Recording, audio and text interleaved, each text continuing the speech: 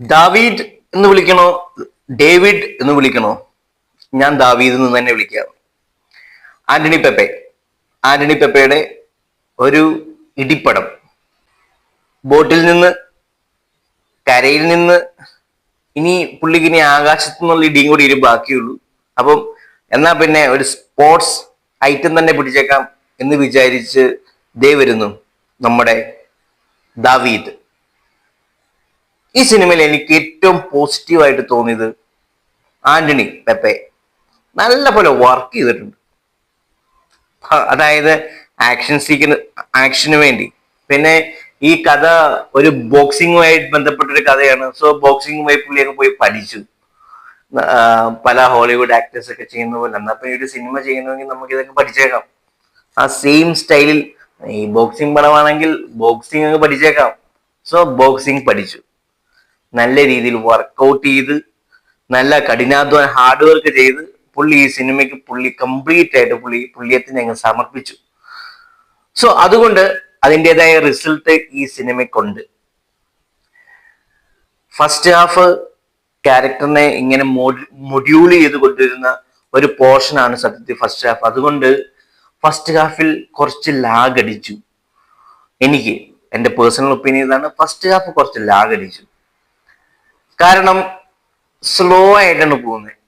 ഒരു ചെറിയ വീട്ടിൽ മോളും ഭാര്യയും അവരുടേതായ കൊച്ചു ലോകത്ത് സംഭവിക്കുന്ന കുറച്ച് കാര്യങ്ങൾ കാണിച്ചുകൊണ്ട് തുടങ്ങി. പിന്നെ ഒരു ഇന്റർനാഷണൽ ഒരു ഗുസ്തിക്കാരൻ വന്ന് ഇവരുടെ ജീവിതത്തിലേക്ക് വന്ന് കയറുന്നു.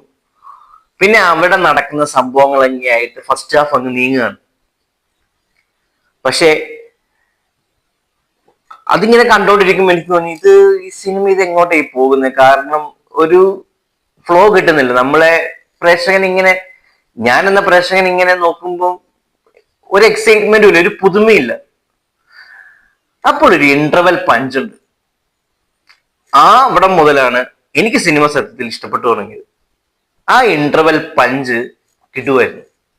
പിന്നെ ഇന്റർവെല്ലിന് ശേഷം ടെക്നിക്കൽ സൈഡിലേക്ക് നോക്കുകയാണെങ്കിലും, ക്യാമറ വർക്കിലേക്ക് നോക്കുവാണെങ്കിൽ, ഡയറക്ഷനിലേക്ക് നോക്കുവാണെങ്കിൽ ഒരു ഹോളിവുഡ് ലെവൽ സാധനം ക്ലൈമാക്സ് വരെ. അതായത് ആ ഷോട്ടുകളും എഡിറ്റിങ്ങും സൂപ്പറാണ്, ഒന്നും പറയാനില്ല. ആന്റണി പെപ്പെ അത്യാവശ്യം നല്ലപോലെ അഭിനയിക്കാൻ ശ്രമിച്ചിട്ടുണ്ട്. പക്ഷേ ചില ഘട്ടങ്ങളിൽ ക്രിഞ്ചായിട്ട് തോന്നിയെങ്കിലും പുള്ളിയുടെ ഹാർഡ് വർക്കിനെ അഭിനന്ദിച്ചുകൊണ്ട് എനിക്ക് കൂടുതലൊന്നും പറയാനില്ല. ഇതിൽ ഇവരെക്കാളും എല്ലാം എനിക്ക് ബെറ്റർ ആയിട്ട് തോന്നിയത് വിജയരാഘവനാണ്. വിജയരാഘവൻ ആ റിങ്ങിൽ നിന്നൊരു സീനുണ്ട്, ആശാൻ കാണിക്കുന്ന ഒരു സീന്, ആശാൻ പൊളിയായിട്ട് ചെയ്തു. ഒരു പ്രൊഫഷണൽ ഗുസ്തിക്കാരൻ, ഒരു നാട്ടിൻപുറത്ത് താമസിക്കുന്ന ഒരു ഗുസ്തിക്കാരൻ എങ്ങനെയാണ് ട്രെയിനിങ് കൊടുക്കുന്നത്, ഒരു സ്പോർട്സിന് വേണ്ടി എങ്ങനെയാണ് ട്രെയിനിങ് കൊടുക്കുന്നതെന്ന് വ്യക്തമായിട്ട് ഈ സിനിമയെ കാണിച്ചിട്ടുണ്ട്. ഹോളിവുഡ് സിനിമകൾ ഞാൻ ഒത്തിരി കാണാറുണ്ട്. അതുകൊണ്ട് പല സിനിമകളുടെയും കോപ്പി ആയിട്ട് എനിക്ക് തോന്നി ഈ സിനിമ സത്യത്തിൽ. കാരണം അവസാനത്തെ ക്ലൈമാക്സും പിന്നെ ഓരോ സീനുകളും സീൻ വൈസ് നോക്കുവാണെങ്കിൽ തന്നെ പല സിനിമകളും നമുക്ക് എടുക്കാം. എനിക്ക് തോന്നുന്നു അതുകൊണ്ട് തെറ്റില്ല, അങ്ങനെ ഒരു കോപ്പിയടി ഇങ്ങോട്ട് എടുക്കുന്നതിൽ തെറ്റില്ല. കാരണം നമുക്ക് ക്ഷമിക്കാം.